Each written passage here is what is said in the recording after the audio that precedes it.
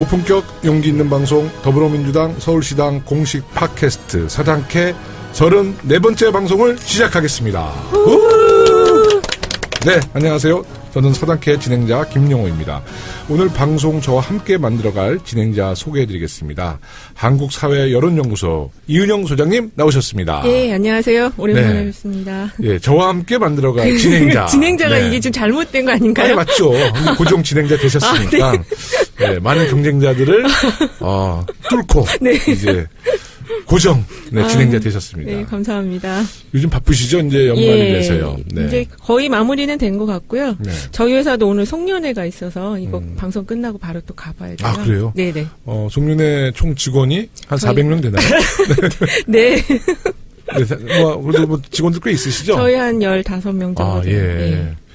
주로 이렇게 송년회 하시다 보면 주로 그래도 정치 얘기 많이 하겠네요. 네, 정치 얘기도 많이 하는데요. 네. 그거보다는 이제 좀 젊은 친구들이 많아서 요새 네. 이제 어떤 생각들을 하는지 특히 결혼하는 친구들이 많아서요. 그런 네. 걸 좀 많이 물어보고 그래요. 그러면 그 송년회가 굉장히 좀 무겁게 진행이 될 것 같아요. 네. 자, 2017년 서당캐의 마지막을 장식해 주실 스페셜 게스트 소개해드리겠습니다. 우리 당의 국민통합위원장이면서 최근에 민하협 신임 대표 상임의장으로 취임하신 김홍걸 의장님 나오셨습니다. 네, 안녕하세요. 네, 안녕하세요. 김홍걸입니다. 네, 축하, 많이 축하. 네, 정말 축하드립니다. 민하협 의장님 취임을 언제 하셨죠?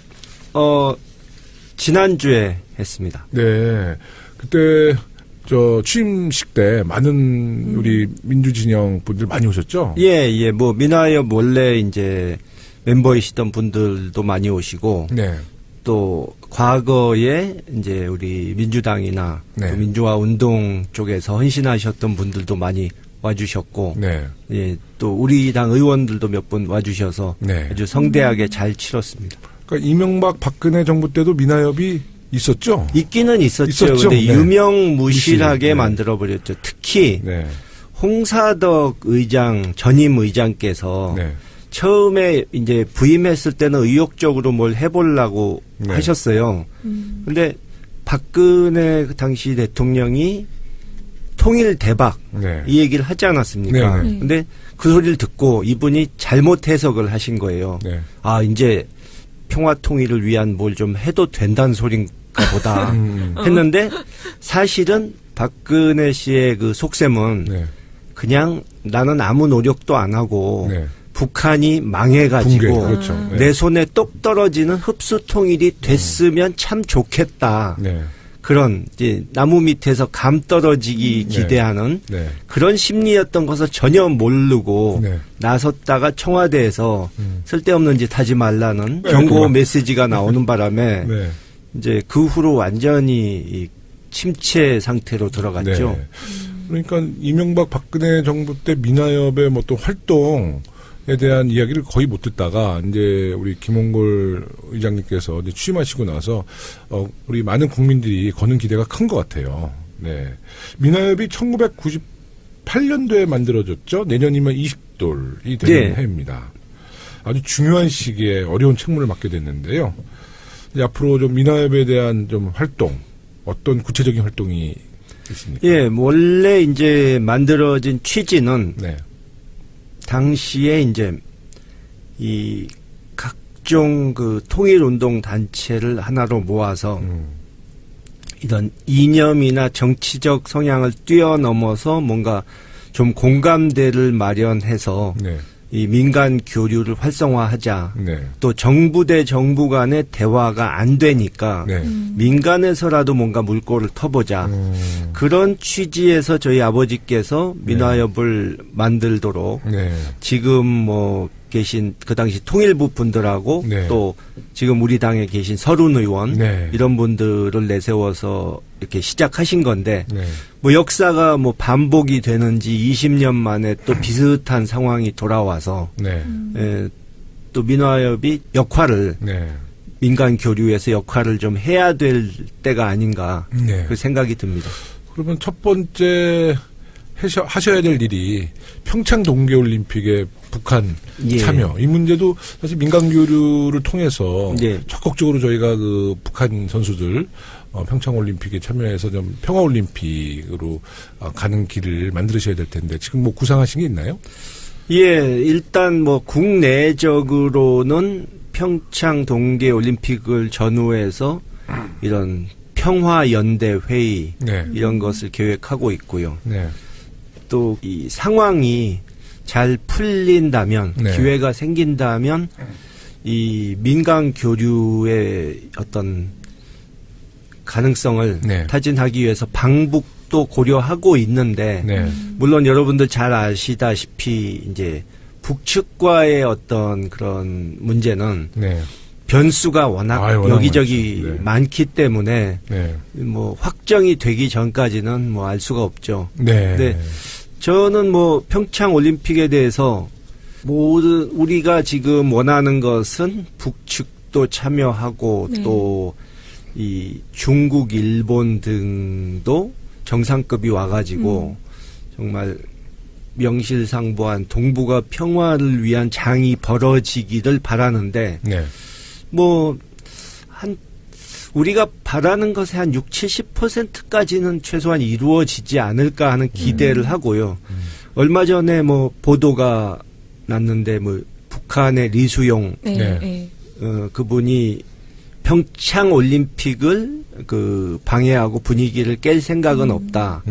우리가 평창 올림픽에는 뭐 참여를 못할지도 모르나 패럴림픽은 참여할 의사가 있다는 식으로 네. 네. 네. 이 어떤 그런 사인을 보내서 그래도 긍정적으로 볼 수 있지 않나 일단은. 네, 네, 네. 근데 앞으로 물론 제일 중요한 건 김정은 신년사에서 그 북한 네. 김정은 위원장의 신년사에서 어떤 내용이 나오는가 또 그거에 대해서 또 우리와 미국이 어떻게 또 대처를 잘하는가 네. 그거에 달려 있지 않을까. 김홍걸 의장님께서 그 김정은을 만났잖아요. 네. 예, 그렇죠. 6년 김정일 전에. 사망했을 때 딱 6년 네, 됐습니다. 조문을 조문을 갔기 때문에 김정은이가 그 우리 김홍걸 의장님의 네. 어떤 메시지를 전달하면 자기 아버지 조문을 왔었는데 네. 무시할 수는 없다. 뭐 북한에서는 그런 점에 이제 상당히 의미를 부여하기는 하죠. 네.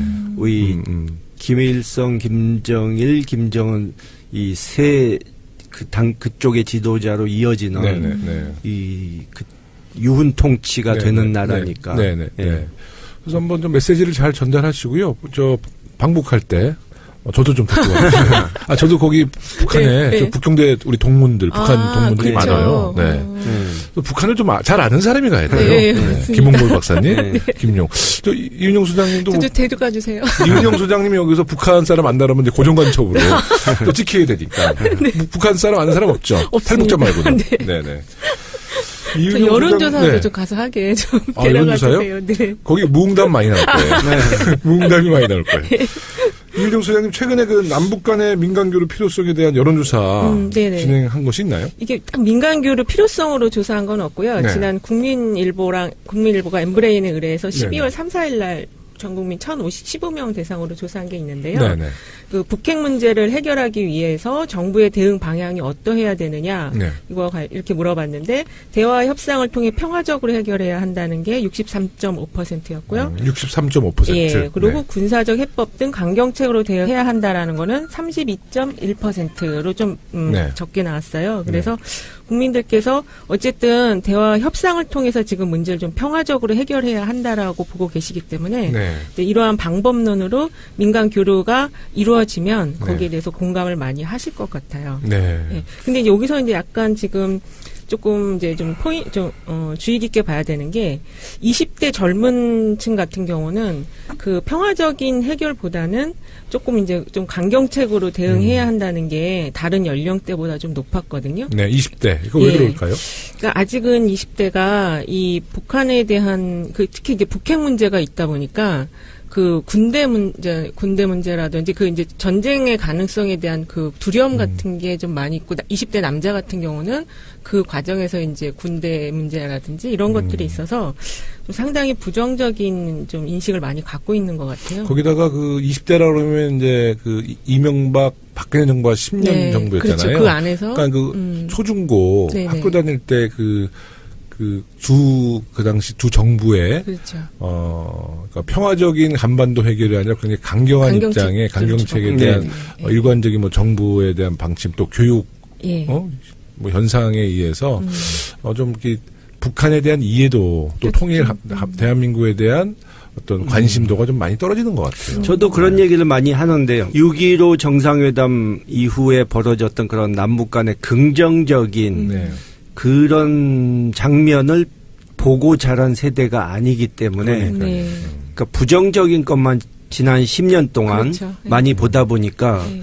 좀 그렇게 된 면이 있고 조금 전에 전쟁의 두려움 때문이었다고 그러셨는데 제가 보기엔 전쟁에 대한 두려움이 없어서 오히려 전쟁이 얼마나 무서운지를 실감을 하지 못해서 그 전쟁이 그 컴퓨터 게임처럼 쉽게 그렇게 적을 격파하고 끝낼 수 있는 걸로 쉽게 생각한 것 아닌가. 네. 그러니까 그래서 강경론을 강경책을 주장하는 네. 분들이 노년층이 됐던 청년층이 됐던 만약에 지금 뭐 너희 이웃에 포탄이 떨어지고 희생자가 나는 그런 상황이 돼도 이 군사적 해결책을 원하느냐 이렇게 물어본다면 얘기가 다르지 않을까. 네. 예, 네. 그렇게 생각합니다. 네. 그래서 앞으로 네. 20대에 대한 그런 홍보 활동이나 그런 네. 좋은 인식을 네. 가질 수 있는 활동을 많이 하셔야 될 것 맞습니다. 같아요. 예. 뭐 정말 통일 없는 대한민국의 미래는 없다고 봐야죠. 그렇죠. 예. 네, 그래서 우리 정말 5천만 국민들 모두가 이제 통일이 우리의 또 염원이고 또 통일을 이뤄내기 위해서 뭐 인내도 필요하지만 또 우리 국력도 키워서 좀 자주적인 통일 꼭 좀 우리가 좀 이뤄냈으면 하는 바람이고요. 이제 정치 현안에 대한 이야기도 좀 시작해 보겠습니다. 예. 어제 2015년 한일 위안부 합의의 과정을 검토한 위안부 합의 TF가 5개월간의 조사 결과를 발표했어요. 네. 합의 당시에 제기되었던 의혹들이 대부분 사실로 드러나서 많은 국민들이 좀 충격에 휩싸였습니다. 예.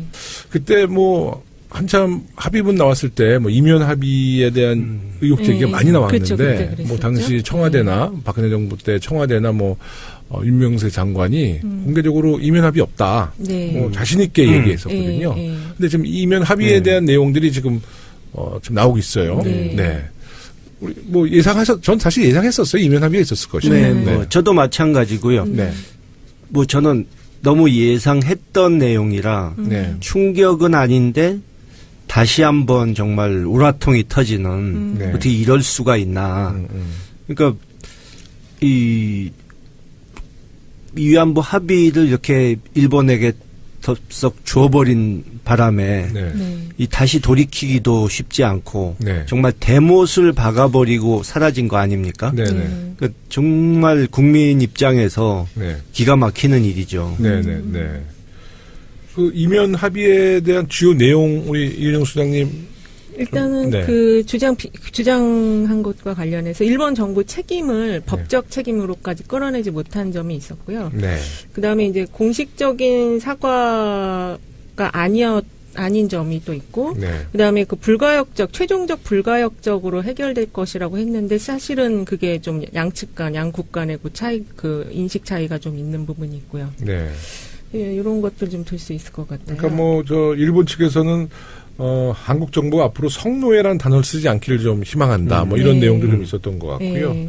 뭐 소녀상 문제도 네, 그렇고. 소녀상 예. 문제도 예. 더 이상 이제 거론하지 않았으면 한다라는 네. 이야기도 나왔고 또 박근혜 정부에서 그 당시 그 위안부 문제를 유네스코에 등록하려고 추진하다가 또 맞아요. 중간에 그것도 포기하거든요. 뭐 이런 네. 문제도 이면 합의에 영향이 미쳤다는 이야기도 나오고요. 네. 그런데 지금 아베 총리가 네. 오늘 아마 아마 측근들에게 네. 우리 TF에서 발표한 이면 합의에 관련돼서 이제 한국 정부가 문제 제기하니까 자기들은 이 합의에 대해서 1mm도 양보하지 않겠다. 네. 뭐 이렇게 뭐 자기 누구를 통해서 이야기를 했다고 그래요.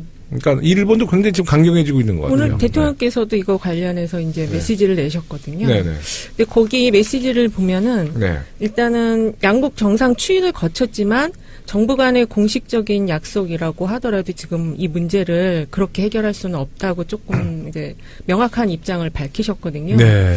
그리고 근데 이제 그런 발언과 함께 또 이제 일본과의 관계에 있어서는 진정한 마음의 친구가 돼야 되고 미래지향적으로 나아가야 되기 때문에 정상적인 외교 관계에 대해서는 노력하겠다. 네. 그 대신 외교부는 이 협상 관련한 모든 것들을 다시 한번 재검토해서 대책을 마련해라 이렇게 말씀을 하셨거든요. 네, 저는 오면서 네. 그 트위터를 보니까 문재인 대통령이 트위터에 직접 네. 글을 남기셨더라고요. 네, 네, 네. 위안부 TF의 조사 결과 발표를 보면서 네. 대통령으로서 무거운 마음을 금할 수 없습니다. 네, 네. 2015년 한일 양국 정부 간 위안부 협상은 절차적으로나 내용적으로나 중대한 흠결이 있었음이 확인되었습니다. 역사에서 가장 중요한 것은 진실입니다. 진실을 외면한 자리에서 길을 낼 수는 없습니다. 네. 이렇게 글을 또 남기셨어요. 네. 사실 그 위안부 할머니 문제는 우선 이제 그냥 기본적으로 일본에 진정 어린 사과가 없었고 그렇죠. 네. 이 사과 없는 용서가 어디 있냐는 거죠. 네. 네. 또 위안부 할머니들도 이 문제에 대해서 동의해주지 않고 있잖아요. 네. 그러니까 이것은 사실 우리 정서, 국민의 정서뿐만 아니라 그 할머니들에 대한 네. 우리 정부의 사실 그 예의도 아니죠. 네, 너무 일방적이었다는 거죠. 네. 근데 요거 관련해서 여쭤보고 싶은 게 있는데 이미 이제 지난 정부에서 뭔가를 합의를 해서 발표가 나왔었던 거를 네, 네. 이제 다음 정부에서 이렇게 얘기하는 것과 관련해서 이 향후에 이제 외교 관계가 어떻게 전개될 수 있는 건지 그게 좀 궁금하거든요. 외교적으로는 아주 골치 아픈 상황을 만든 거죠. 그러니까 네. 뭐 예를 들어 뭐 지난 정권은 뭐 제대로 판단을 할 줄 하질 네. 못하는 정권이었으니 물르자 뭐 이럴 수도 없고 국제 이 외교 관례상은 사실 쉽게 이걸 되돌릴 방법이 마땅치 않은 것은 사실이죠. 네. 그리고 일본은 어쨌든 자기네들 원하는 걸 챙겨버렸기 때문에 네. 그 사람들은 버티기만 하면 되거든요. 그러니까 최근에 이 대중관계, 대일관계를 비교하면 참 어떻게 보면 이상한 모습이 됐는데 중국은 사드 배치 문제로 우리에게 상당히 서운해하고 뭐 제재도 하고 했는데 네. 그래도 뭐 어쨌든 못마땅한 걸 참고 아무래도 그래도 한중 관계가 이렇게 가서는 안 되겠다는 생각을 하고 이 문재인 대통령을 국빈 방문하도록 네. 하고 이제 관계 개선 방향으로 일단 돌렸는데 반대로 이제 가해자 측이었던 일본이 지금은 우리에게 오히려 큰 소리를 치는 저 사람들은 뭐 한번 합의해 놓고 바꾸자고 하니 이게 상식적으로 돼 있을 수 있는 얘기냐 하면서 국제사회에다가 이 한국이 마치 한심한 사람들이란 식으로 얘기를 하고 뭐 지금 제가 외교관 한 분한테 듣기로는 우리가 한일 정상회담 얘기를 해도 네. 일본 측에서는 뭐 아쉬울 게 없다는 듯이 그냥 한중일 삼국 정상회담 때 만나면 되지 뭘 서두르느냐 이런 식이고 근데 한중일 삼국 정상회담이 그거는 시진핑 주석이 동경을 방문할 의사가 있느냐가 좀 의심스럽기 때문에 네. 그게 과연 이루어질지도 모르는 상황이라 그러면 한동안 결국 일본 측은 한일 정상회담 한동안 못해도 괜찮다는 시기예요. 네. 지금. 그러니까 정말 박근혜 정권에서 나라에 큰 해악을 끼치고 갔다. 그러니까 뭐 최순실과 같이 무슨 기업들한테 돈을 뜯어내고 이런 부분은 우리가 단죄를 하고 뭐 돈을 추징하고 벌금 내게 하고 이렇게 할 수도 있지만 네. 이런 부분은 사법적으로 어떻게 할 수도 없는데 사실은 나라에는 더 큰 해를 끼친 거거든요. 그렇죠. 네. 박근혜 대통령이 정말 이 국가에 너무나 큰 피해를 네. 줬는데 뭐 아까도 제가 어디 보도를 보니까 그 개성공단 폐쇄도 네, 그것도 대통령이 구두로 예, 예. 네. 네, 폐쇄시켜 그랬더니 예. 그냥 안보실장이 통일부 장관에 전화해서 폐쇄시켜라. 또 통일부 장관은 단계별로 네. 폐쇄시켜야 된다. 또 대통령이 얘기하는데 이견 달아서 안 된다. 바로 폐쇄시켜라 해서 진행했다는 거예요. 그것이 정말 나라다운 나라가 아니지 않습니까? 네.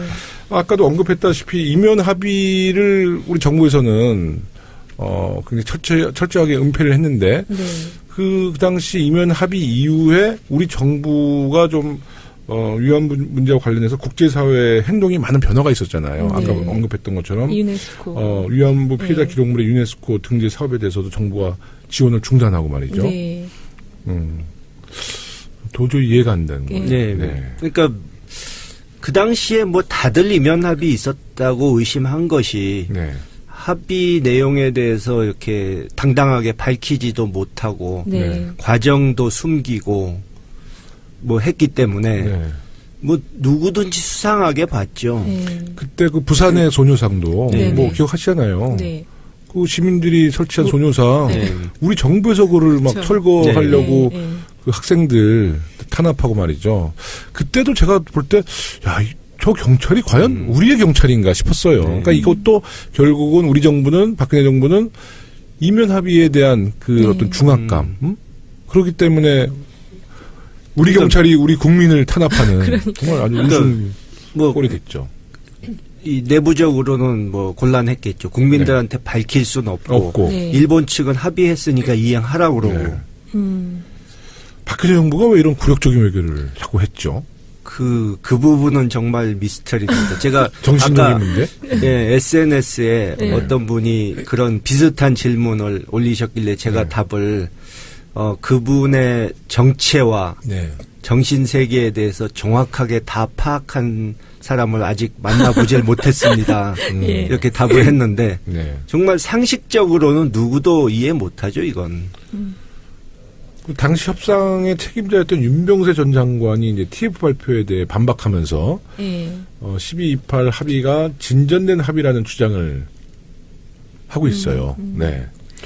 뭐 할 말이 없겠죠. 일단 그렇게 변명이라도 해야지. 그렇죠. 네. 근데 뭐 그동안에 그러면 그렇게 당당하면 네. 그동안에 왜 합의 내용들을 공개를 안 하고 숨겼는지 네. 또 일본 측으로부터 그러니까 이면 합의가 없었다면 일본 측으로부터 이런저런 그 합의 이행 요구를 왜 받았는지 네. 그건 설명을 못 하죠. 그렇죠. 일본도 참 후한무치한 거예요. 아까 말씀하신 것처럼 지금 가해자가 네. 자기들이 지금 정지를 내고 있는데 독일하고 많이 비교되잖아요. 너무 비교되죠. 네. 근데 저는 일본 측보다 네. 일본 측은 원래 그런 사람들이고 또 자기네 이익을 위해서 그런 짓을 한 건데 네. 우리 쪽 당국자들은 도대체 누구의 이익을 위해서 그런 짓을 한 건지 네. 이거 설명이 안 되니까 네. 네. 더 기가 막힌 거죠. 네. 지금 강경화 장관은 위안부 합의의 재검토 의지를 피력했는데 이제 일본은 이제 거기에 계속 그 한일 관계가 관리가 불가능해질 것이다. 네. 그러면서 네. 또 경고성 발언을 계속 쏟아내고 있거든요. 네. 좀 한일 관계가 앞으로 좀 냉각기를 갖게 될 것 같아요. 네. 우리의 입장은 어떻게 해야 됩니까? 글쎄요. 근데 일단 뭐 기본적인 방침은 뭐 단호하게 갈 수밖에 없겠지만 그것 때문에 한일 관계를 전부 다 포기할 수는 그렇죠. 없는 거니까 네. 네. 뭐 과거에도 계속 얘기 나온 대로 투트랙으로 네. 과거사 문제는 그것대로 논의하고 나머지 뭐 경제 문화적 교류라든가 협력 이런 부분은 계속 하는 방향으로 만들어 가야 할 텐데 네. 상당히 어려움이 많겠죠. 그리고 시간이 좀 흘러야 되지 않을까. 네. 그러니까 일단 뭔가 양측 정부가 다 체면을 살릴 수 있는 묘안이 나와야 되는데 네. 이게 쉬운 일은 아니니까. 근데 이거는 묘안이 아니라 상식적으로 생각하면 일본이 진정한 사과를 그렇죠. 하고 네, 네. 우리 그 위안부 할머니들이 그 사과를 정말 진심으로 또 받아주는 받아주시고, 것이 이제 양국 간의 그런 그 위안부 할머니 문제를 해소시키는 거 아니에요, 갈등을. 근데 현실이 네. 뭐 일본 그 현재 정치적인 분위기가 점점 우경화 돼가지고 과거사를 이렇게 인정하고 이런 것을 전혀 과거에 뭐 예를 들어서 고노 요헤이 예. 의장이라든가 무라야마 총리라든가 이런 그런 의식 있는 정치인을 보기가 힘든 네. 정치 상황이라 네. 점 더 힘들어졌죠. 지난번에 그러니까 얼마 전에 제가 고노요에 의장님을 동경에서 뵙고 얘기를 좀 나누고 왔는데 네. 그분도 참 굉장히 안타까워하시더라고요. 상황이 이렇게 된 것을. 일본 매체도 이 문제에 대해서 굉장히 강경한데요. 아사히 신문은 그래도 좀 중립적으로 썼더라고요. 예, 항상 그래도 아사히가 좀 나은 편이죠. 아사히는 객관적이고. 일본 네. 정치인들의 태도를 네. 약간 좀 문제 제기를 했어요. 예. 그 예전에는 양심적인 지식인들이 일본에도 있어서 예, 교류도 많이 하고 그랬던 것 같은데 지금은 그게 진짜 많이 없는 것 예, 같아요. 정말 드뭅니다. 네. 그런 네. 정치인들이 과거사에 대해서 솔직하게 얘기를 하는 정치인들이 문재인 대통령이 사드 문제로 12월 13일 날 방중하셨을 때 시진핑 국가주석에게 이제 역지사지 했잖아요. 네. 일본 아베에게도 똑같은 얘기했으면 좋겠어요. 역지사지. 네, 그렇죠. 아니, 자기들이 침략 받았어 봐. 네.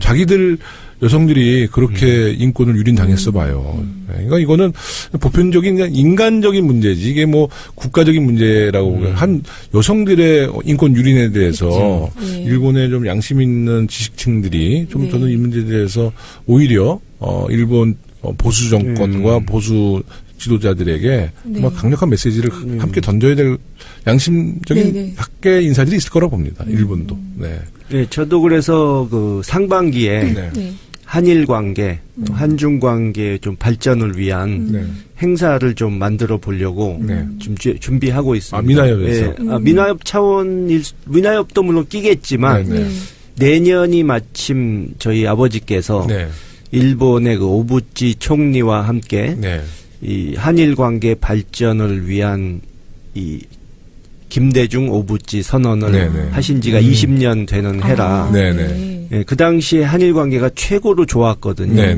그래서 다시 좀 그것으로 그 정신으로 되돌아가기 위해서 어떤 이런 포럼 같은 것을 한번 계획하고 있습니다.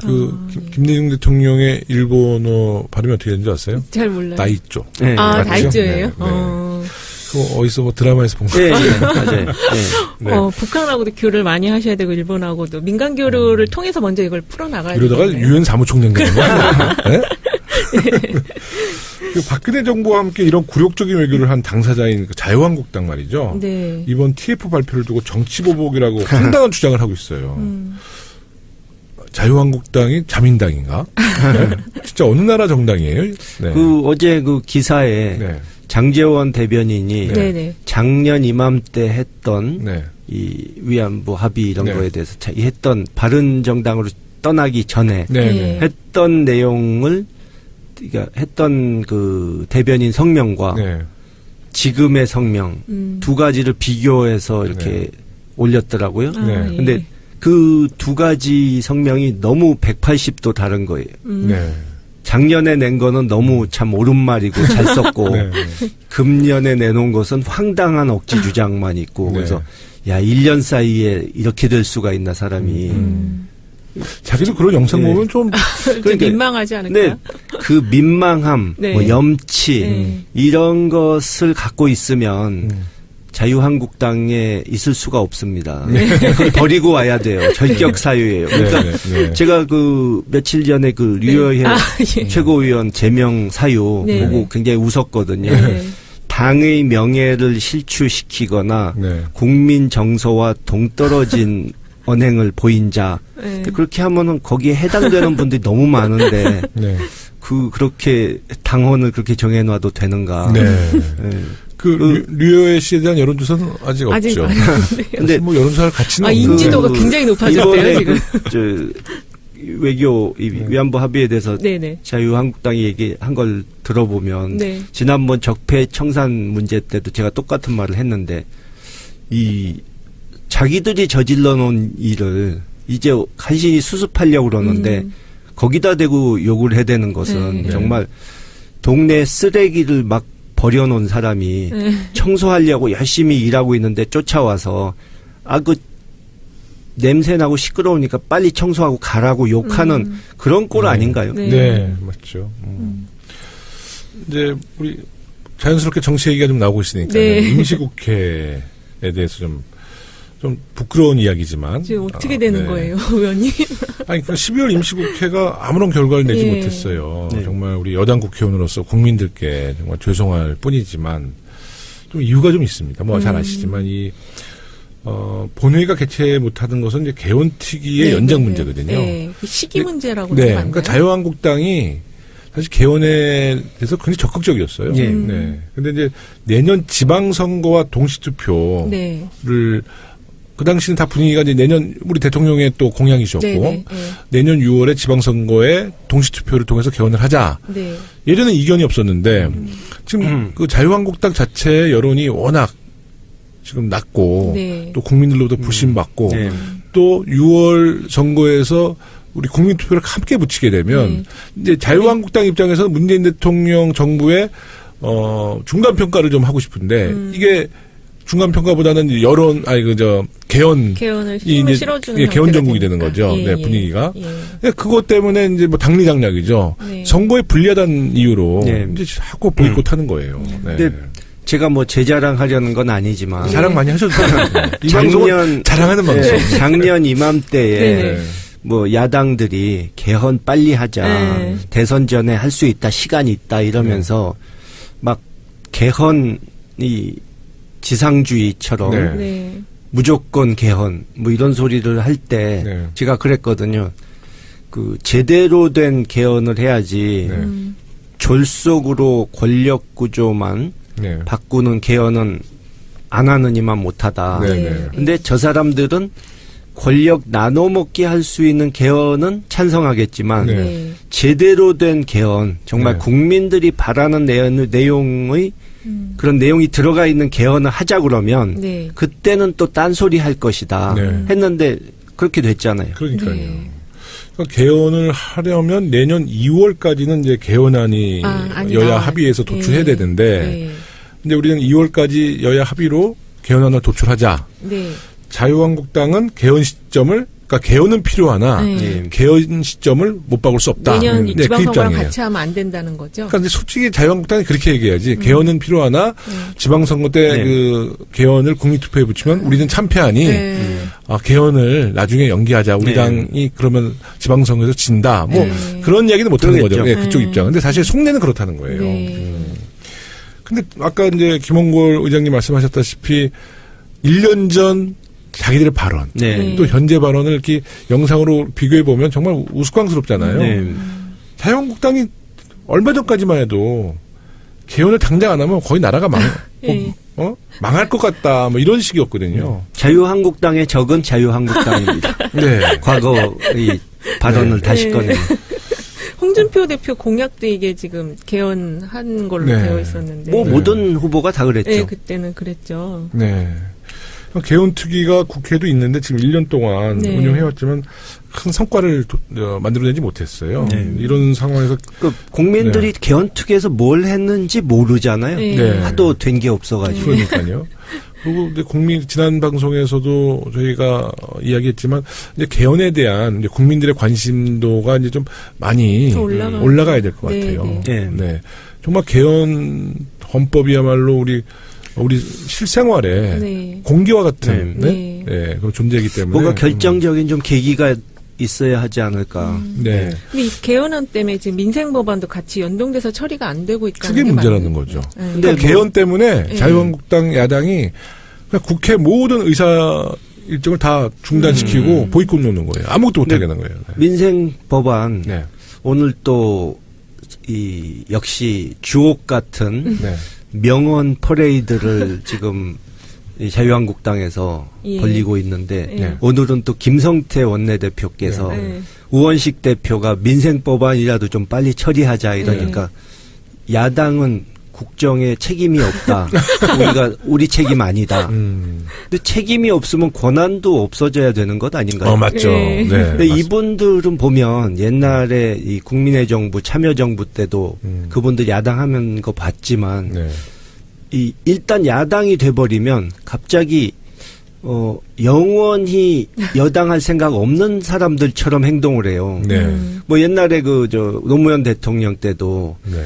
장관 청문회 해야 된다고 막 네. 그래가지고 노무현 대통령이 그래 그거 줘라. 네, 네. 나중에 자기들 집고 나면 네. 후회할 거다 네. 했는데 그렇게 됐지 않습니까? 네. 청문회 때문에 국정 운영을 못하겠다고 막 울부짖을 수준까지 되지 않았습니까? 네. 네. 그 뒷일을 생각 안 하고 사는 사람들 같아요. 네. 제가 볼 때는 이 정권 교체가 돼서 제일 지금 좋아하는 분들이 우리 공직자들 같아요. 공무원. 네. 국정감사 우리가 야당 때 네. 국정감사나 뭐 청문회 하면 네. 우리 공직자분들이 굉장히 긴장했거든요. 네. 준비도 많이 하셔야 되고. 준비도 네. 하고 이제 저희가 전투력이 좀 있으니까. 네. 요즘 이제 저희가 여당 되니까 네. 야당 의원들이 사실 전투력이 굉장히 떨어져요. 네. 그리고 굉장히 집을 빨리 가고 싶어하는 약간 신데렐라병 같은 게 좀 있는 것 같아요. 그래요? 6시 되면 밥 먹어야 되고 빨리 끝내려고 그래요. 지난번에 우리 그 선거관리위원장 청문회 했는데도 우리 야당 때는 늦게까지 했거든요. 네. 근데 고맙게도 그냥 뭐 빨리 끝내달라고 해서 그냥 빨리 끝내드렸는데 공무원들은 좋아하지. 그렇죠. 네, 좋아하죠. 국회에서 뭐 이렇게 공격하는 것도 보면 정확하게 표적에 조준해서 쏘는 게 아니고 네. 어두운 데서 그냥 아무데나 난사한 맞아요. 후에 하나쯤 맞겠지 뭐 이런 태도더라고요. 그렇죠. 그래서 이 더불어민주당이 집권하고 네. 이제 그 자유한국당 야당 네. 이 체계가 우리 대한민국의 미래를 굉장히 밝게 하는 것 같아요. 이 네. 체계가 영원히 가야 될 네. 것 같아요. 공무원들도 안정되고 네. 국가도 안정되고. 네. 그래서 저는 자유한국당이 네. 여당보다는 야당 네. 역할을 그냥 계속 네. 했으면 좋겠다. 네, 그런 얘기를 좀 하고 싶고요. 네. 그 국회에서 개헌안을 마련하지 못해서 네. 이 정부안이라도 이제 개헌안을 좀 발의한다는 이야기가 나오고 있어요. 근데 이게 국회에서 도출하지 정부안이 못하니까. 가도 다시 또 국회에서 통과시켜줘야 되는 거 아닌가요? 그래도 이제 어느 정도 중심은 잡히는 거죠. 이 개헌안이라는 것이 나오니까 지금 우리는 개헌안 안 자체를 자체가 도출 네, 못하니까 그렇죠. 네, 네. 어떻게 생각하세요? 우리 정부에서도 개헌안을 좀 직접 발의했다고 생각하십니까? 물론 뭐 냈을 때 3분의 2 표를 얻기가 쉽지 네. 않겠죠. 네. 그러나 저쪽에서 그런 식으로 지연 작전을 쓴다면 네. 국민들께 제대로 된 개헌안을 일단 보여드리고 네. 그 국민들의 지지를 얻기 위해서라도 한번 시도는 해볼 가치는 있다고 생각합니다. 그러니까 얼마나 답답하면 네, 네? 이런 이야기가 나오겠습니까? 예, 그럼 좀 주제를 다시 네. 국민의당 이야기를 저희가 조금씩 언급하는데 예. 우리 안철수 전문가 우리 김홍걸 우리 의장님 오셨으니까 국민의당 이야기를 제발 내년 6월에는 이 안철수 전문가 안 해도 될 상황이 오길 바랍니다. 네, 안철수 전문가 아니시면 이 서당캐에서 잘 안 불러주실지 몰라요. 네, 그 현재 국민의당이 전당원 투표가 진행되고 있어요. 예, 이게 지금 통합 반대 측에 가처분 신청이 있었는데 네. 뭐 가처분 신청은 이제 기각된 거죠? 그렇죠. 네, 그래서 투표는 예정대로 진행되고 있어요. 예. 결과는 우리 이은영 소장님 어떻게 예측됩니까? 지금 오늘 5시 투표율이 16.96%였거든요. 네, 근데 저는 이게 지금 보니까 반대 그쪽 이제 통합 반대하는 의원님들이 적극적으로 홍보를 하고 있는데도 나쁜 투표? 예, 나쁜 투표. 참여하지 말자. 예. 근데도 이 정도면 지금 높은 수준이라고 보시더라고요. 네. 그래서 제 생각엔 어쨌든 이게 결론은 통합하는 걸로 가지 않을까. 네, 그렇게 통합. 이상한데 지금 전문가 글쎄요. 근데 네. 뭐 어제는 굉장히 많이 네네. 참여를 했는데 그렇죠. 근데 참여할 사람들이 거의 다 참여해서인지 오늘은 별로 없는데 뭐 어차피 이건 요식 행위니까 뭐 또 전당대회도 해야 된다 그러고 그러니까 결국은 그냥 서로 싸움하다가 네. 결국은 어떻게 갈라져야 되는 상황인 것 같은데 네. 뭐 박지원 의원 같은 분도 선거 전 대선 전까지는 문모닝이었는데 네. 요즘은 안모닝으로 네. 바뀌었더라고요. 네. 그러니까 그 지난번 그 제가 목포에서 네. 그 계란 투척 사건이 네. 있을 때도 이 옆자리에 계셨잖아요. 근거리에 네. 서 있어가지고 제가 네. 좀 그걸 봤는데 네. 안철수 대표는 그래도 같은 당 이렇게 같이 했던 분인데 보고도 이렇게 멀뚱멀뚱 안철수 쳐다만 대표가. 닦아주고 보고 그러지 않으시고요? 닦아주기는커녕 가까이 가서 괜찮냐고 묻지도 않더라고요. 미소를 네. 짓진 않았죠. 네. 그거는 예, 네. 뭐 확실치는 않습니다. 네, 네, 표정에 대해서는. 네. 근데 네. 그 박지원 그래서 전 원내대표, 네. 좀 더 더 서로 같이 있으면 더 추한 모습만 자꾸 나오니까 네. 빨리 이제 끝난 사이 결별 빨리 하시는 게 좋지 않을까. 네. 아니, 박지원 전 원내대표가 네. 뉴스공장. 네네네. 뉴스공장이 오늘 오전에 아마 인터뷰를 하셔서 예. 우리 안철수 대표를 이렇게 평가하더라고요. 굉장히 순수하고 착한 사람인데 네. 오염이 이렇게 빨리 될 줄 몰랐다. 차라리 연예인을 했으면 잘했을 것이다. 네. 이런 인터뷰를 했어요. 네. 7개월 전에는 문재인 대통령이 이렇게 선출되면 네. 나라 망하고 네. 안철수 후보가 선출돼야 우리나라가 살 수 있다고 네. 그러셨는데 네. 너무 빨리 이게 바뀌는 거 아닌가요? 좀 안철수 대표가 하여튼 승부수를 띄웠는데요. 네. 안철수 대표가 언론 인터뷰를 통해서 당이 살아남기 위해서는 외연 확장이 반드시 필요하다. 네. 의원 수가 줄어들어도 통합정당의 지지율이 지금보다 높다면 네. 외연 확장에 성공하는 거다. 이런 주장을 했어요. 네. 네. 이 수도권, 세게 주장하고 있죠, 네, 지금. 수도권 젊은 정당으로 변신하겠다고 얘기를 했는데 네. 이 과연 가능할지는 모르겠어요. 네. 오늘 바른정당의 무슨 모임에 안철수 대표가 참석하셨거든요. 네. 막 거기서 막 안철수 화이팅 막 나오고. 네. 네, 이미 통합됐어, 거기. 그래요? 저는 이 예언을 또 한번 하자면 네. 한두 달 만에 그러니까 양쪽의 지지율을 합친 것보다 더 못하게 내려갈 것이다. 합치면 한 지금 12% 정도인데 예, 예. 그보다 더 아래로. 예. 그리고 오늘은 좀 반어법을 자주 쓰게 되는데 네. 네. 소통과 화합의 정치인으로 유명한 네. 안철수, 유승민 두 분이 이렇게 합쳐지면 네. 어떤 상황이 벌어질지 참 흥미진진합니다. 이건 예언이 아니라 저주인데. 근데 김홍걸 회장님이 이렇게 말씀하면 잘 맞아요. 아, 그러니까요. 흔히 김홍걸의 저주라고 하지. 네. 이번에 가처분 신청에 서명한 통합반대 의원들이 주로 이제 호남 의원을 네. 주축으로 해서 한 20여 분 정도 됐죠. 네. 통합 반대 측 입장에서는 상당히 의미가 있는 숫자고요. 20명의 의원들이 실제로 국민의당의 네. 주도적인 그쵸. 네, 네. 세력인데, 근데 이분들이 이번에 참여를 안 하게 되면 예.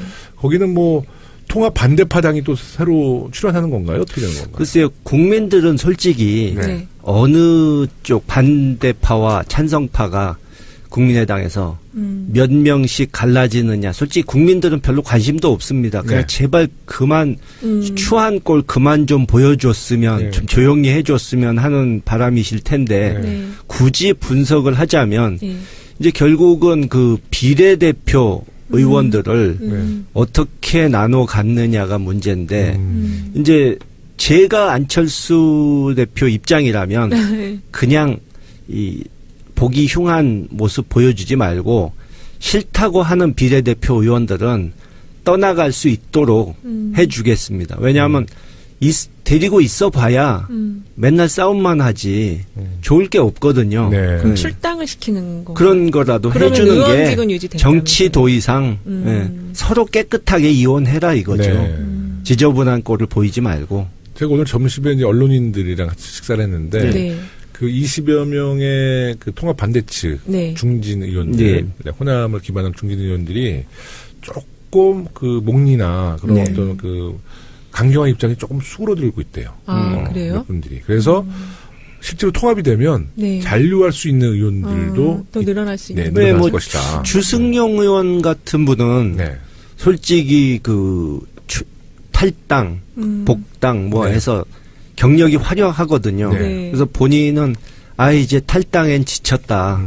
어느 쪽으로 기울든 네. 자기는 안 움직이겠다. 이러셨다고 그러더라고요. 그게 보도가 나왔나요? 아니면 전언인가요? 어디서 들었는데 네. 비슷한 보도도 본 것 같아요. 네. 네.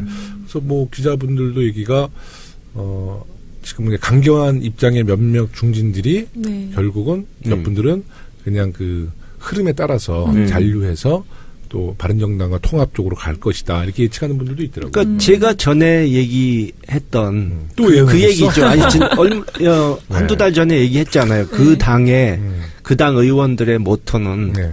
나만 살고 보자. 당이야 어떻게 됐던 네. 나부터 살고 보자기 때문에 네.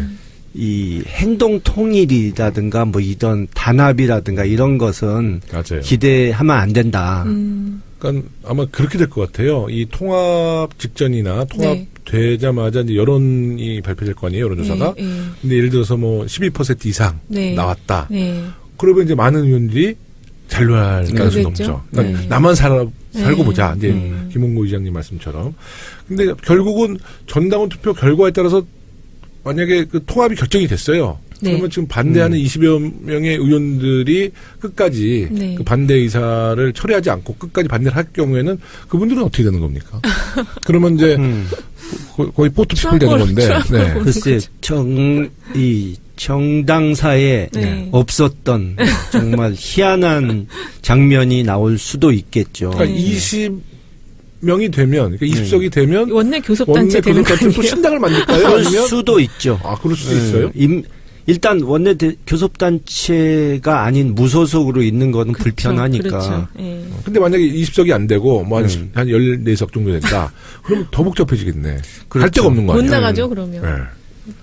안에서 그럼 반대하는. 그들은 그냥 포트피플이에요? 네. 그냥 배 타고 막 떠돌아 다니다가 어떻게 되는 거예요, 그러면? 네. 근데 정말 이런 일은 유례 없는 네. 전례가 없기 때문에 예상을 한다는 것 자체가 그리고 전혀 체질이 다른 이 바른정당과 네. 국민의당 통합도 흔치 않은 일이고 예. 일단 안철수 대표 같은 정치인이 우리 역사상 없었거든요. 네.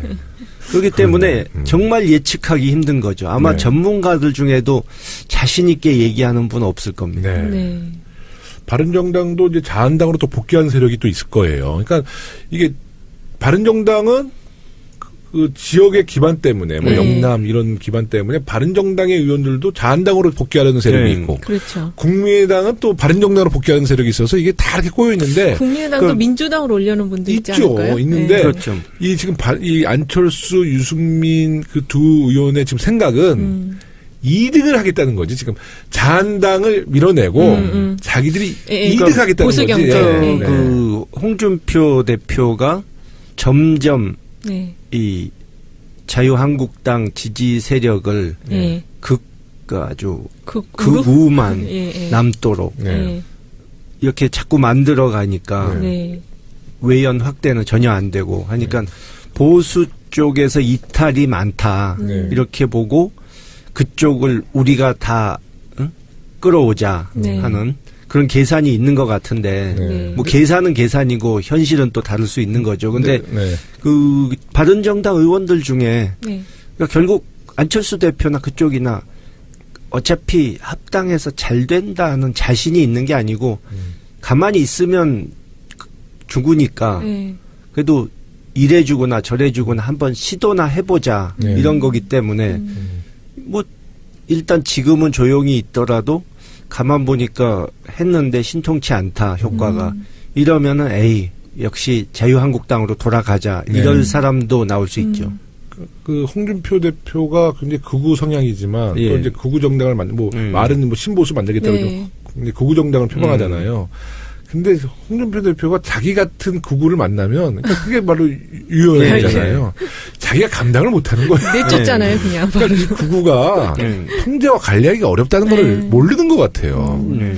하여튼 홍준표 대표 뭐 잘 극우 정당 잘 만드시길 바라겠고요. 국민의당 바른정당이 합친 이제 새 정당이 네.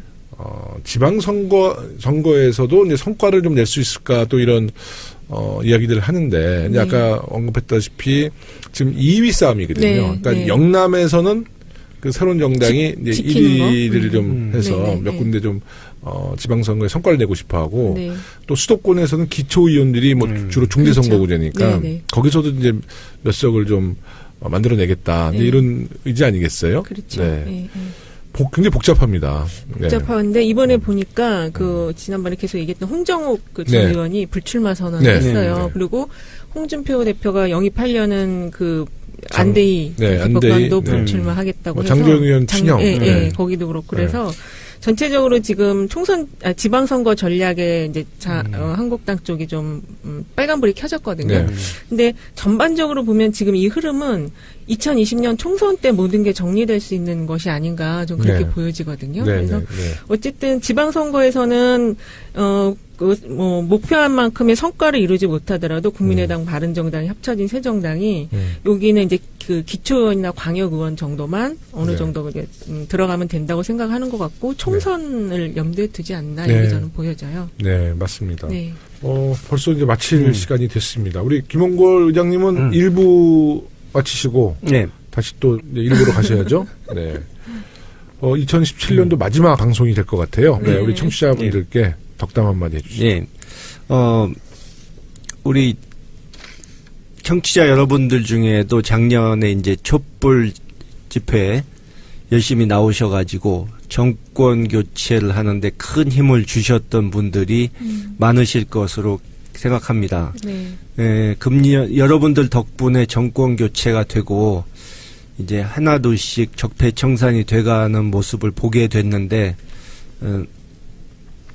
내년에는 또 더 우리가 기대하던 성과가 더 많이 나올 수 있도록 같이 노력하길 바랍니다. 그리고 저 개인적으로 아까 말씀드린 대로 이제 지금 어려운 상황에 놓인 이 외교 안보 문제, 이 남북 관계 그리고 주변국과의 관계 이 개선을 위해서 제가 최선을 다해서 조그만 성과라도 내년 이맘때는 좀 보여드릴 수 있도록 노력을 하겠습니다. 너무 네. 든든한 말씀을 해주셨는데요. 네, 2018년도 네. 마지막 방송에 이제 김홍걸 의장님 네. 나와서 내년에 북한, 각오를 말씀해 주셨어요. 개성공단이 네. 다시 이제 부활을 해서 아주 굉장히 좋은 소식 많이 네. 전달해 주시기를 바라겠습니다. 그럼 저는 하나 네. 여쭤보고 싶은 게 네. 꼭 있었어요. 만나 뵙게 진작에 좀 되면. 하시지 방송 마치려고 그러니까 마지막 태클을 거시네요.